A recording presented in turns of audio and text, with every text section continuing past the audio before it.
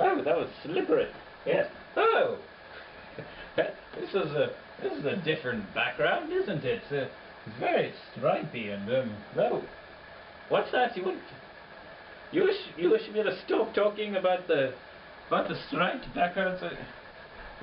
What do you want me to help you lift? You want me to help you lift?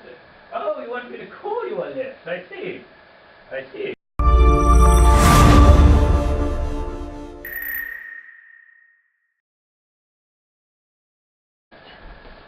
Yes! Hello! Oh, we're back. We are back, baby! Yes. That was a long pause. That was a long hiatus we took there. Just thinking of new ideas, coming up with new experiments to do, and newer things to do. Back in December, I went up and did some stand-up for the first time at this wonderful place called the Corner Bar in the Comedy Corner in downtown Minneapolis. Well, not downtown. Well, I suppose it was kind of downtown. It was on Washington Avenue. It was close to the campus. It was close to the University of Minnesota campus. But I digress. I am here to tell all of you about some news that I heard recently regarding gingers and a particular gene that gingers have that other people might have. They recently discovered a gene that keeps you looking young and looking good, looking youthful as you get older. It's sort of the aging gracefully gene. I of course found this in the giant redwood trees of California and injected that into myself, and that's why I'm still alive and kicking it today. Because for a redwood tree, 150 is nothing. 150 is nothing for a redwood tree. It's bullocks. It's dogs. Not dogs, bullocks. It's bullocks for a redwood tree, 150 years. However, and once again I digress. This was fascinating.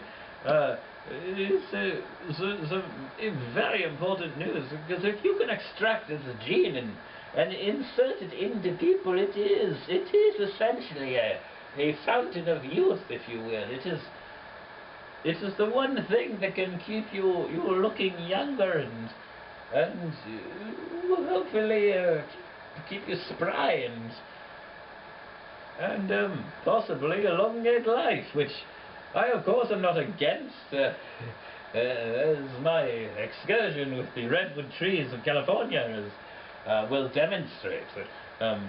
If you don't remember, I went to California, injected myself, heard about the redwood trees in California that were immensely old. I went to California, took some of the bark, analyzed it, isolated the gene for aging, and injected it into myself. And I injected it. But the thing that I want to talk about, that is important, I am a black man. I am an elderly black man who is 150 years old. My mother was from Mali and my father from Austria. My mother was black, my father was white, and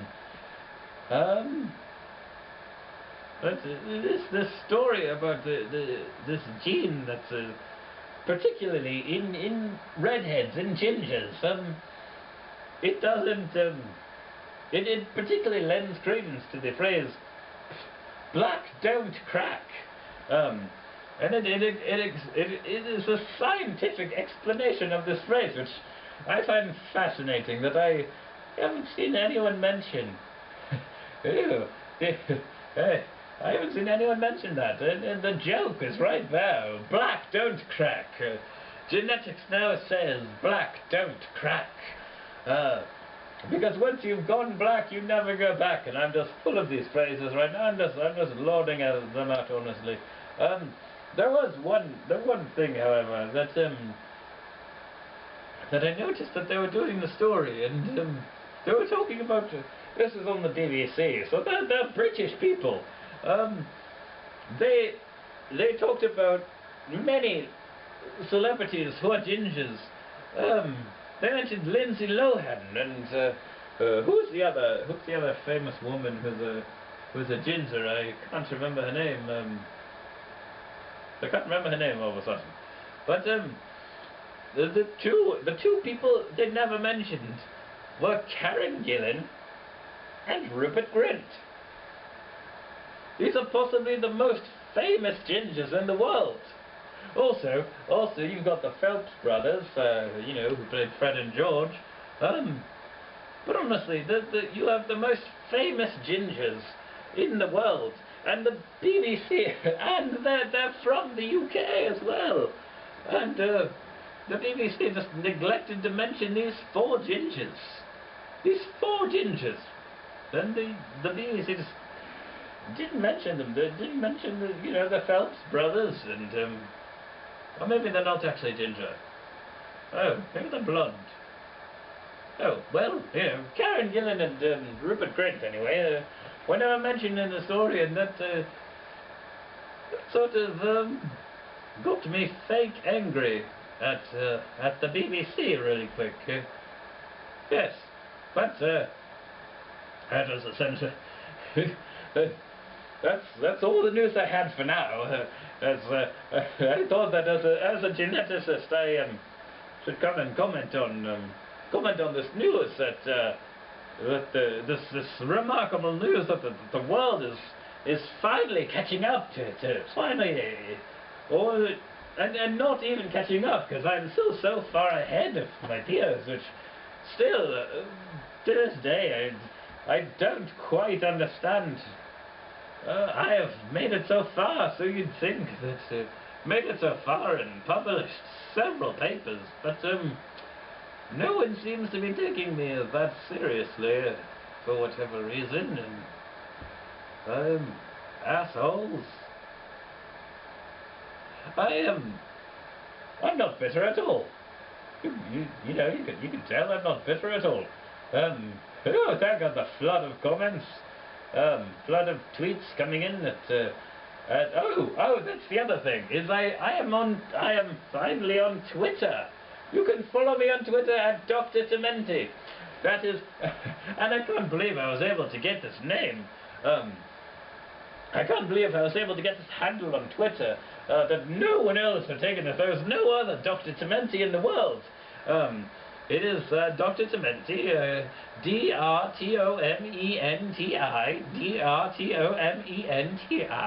at Dr. Tomenti on Twitter. And if you wish to email me, you can email me at dr.tomenti. No, that's not my email. My email is dr.leonard.tomenti at gmail.com. That's dr.leonard, L-E-O-N-A-R-D, .tomenti, T-O-M-E-N-T-I, at gmail.com. And that is my email if you wish to send me a message of whatever you want to send me. Or you can tweet me at Dr. Tomenti. Yes. So, in the spirit of genetics and staying, looking young and being youthful, I say to you, keep looking at the world all around you and marveling at the wonders that exist there, and enjoy science. Now, do we have any toasters? Yes, we have a toaster. I'm told. You can turn that off now. Please, yes, turn that off. Turn that off. I'm told that we have a toaster, which is in need of some jam.